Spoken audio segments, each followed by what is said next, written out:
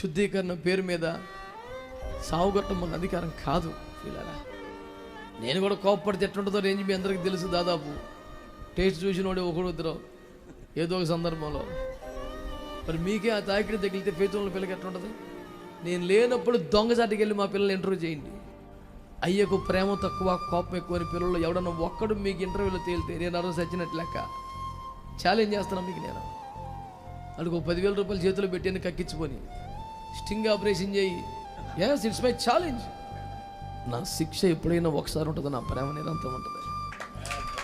అక్కడ దాకా ఎందుకు జపనీయానికి చాలా కోపం బాబోయ్ అని వాళ్ళందరికీ మైకిచ్చి సాక్ష్యం చెప్పాను. వాడు సగం చెప్పే లోపలికి ఏడుపు రాకపోతే, దేవుని ప్రేమ కళ్ళు తిరగకపోతే నీళ్ళు కళ్ళల్లో నన్ను చిచ్చి అనొచ్చు. నువ్వు ఏసన్న గారు అంటేనే జ్ఞానం, సురేష్ గారు అంటేనే ప్రేమ, జఫని అంటేనే క్రమం అనే పేరు ఎందుకు వచ్చింది?